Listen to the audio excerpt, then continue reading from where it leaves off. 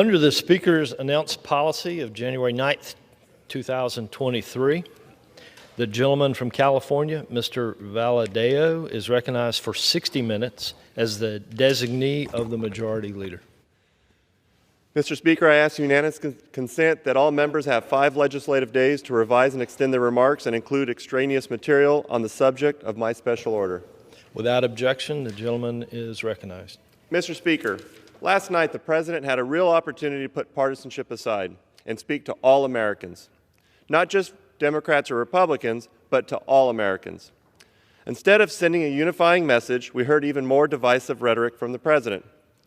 There were a lot of people who are here willing to work with him across the aisle to get good things done for our people and our constituents all across the country, and I consider myself one of them. But the President makes it very difficult to do this when he continues to push lies about Republicans and our policies. My constituents in the Central Valley are struggling to put food on their table and gas in their tanks because of this administration. Unfortunately, the President failed to take accountability for many problems Americans across the country are experiencing under his failed leadership, from the rising cost of energy to the fentanyl coming across our open border. One issue that hits home for me in particular was that when President Biden said last night was about energy. During his address, the President told the nation that under his watch, energy bills and gas prices are going down. This is not true for my constituents. Over the last few years, my office has received countless calls from people whose natural gas bills have tripled due to the high price of natural gas in California. There are people all over, these are the same people who over the summer were paying over 6 times or over $6 a gallon to drive to work or to take their kids to school. These energy prices are crushing working class families in my community and across the country. In my district, the oil and gas industry is critical, not just for energy production, but for the entire community. The industry is responsible for billions of dollars in state and local tax revenue that funds vital community services like public schools, hospitals, and law enforcement. Kern County is the leading energy provider for the state of California and number 7 oil-producing county in the nation. Yesterday, my guest was Chad Hathaway to the President's address. Chad owns and operates an independent oil company in Bakersfield and knows firsthand just how disastrous the energy policies of this administration have been. Energy producers like Chad not only provide resources to California, but the entire country. We have the resources right here in our own backyard, and we can and should be using it. While we as a country should continue to develop and pursue other sources of energy, we cannot abandon traditional energy sources like the President made clear last night that he wants to do.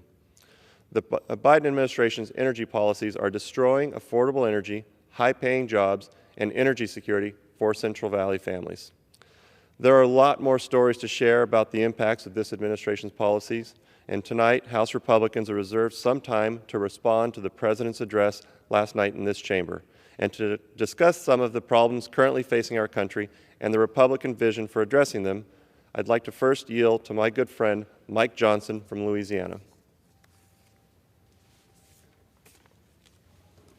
Thank you. I appreciate your words. One of the things we talked about last night, or the President mentioned in his speech, was that he wants to source more materials from the U.S.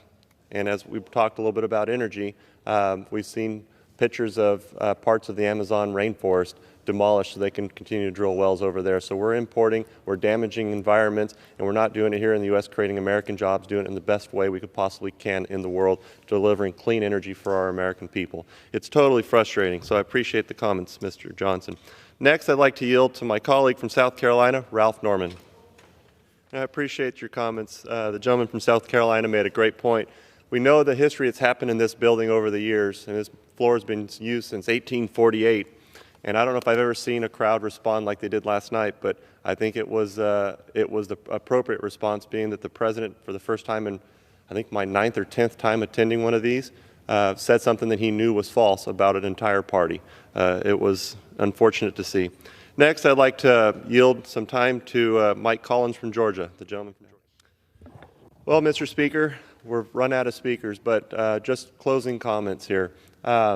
I've been here for a few years, and I've had the opportunity to watch a lot of presidents speak. And in those years that I've been here, I've had some tough votes. I've watched some, I've made some tough comments. But what I saw yesterday was a disappointment in my view. To see a president get up and say some of the things he said, to attack an entire party, when he knows there's people in this group here that are willing to work with them to actually help the American people, try to solve the problems that our folks need us to solve for them. It was frustrating, and that was why I took the opportunity to be here today.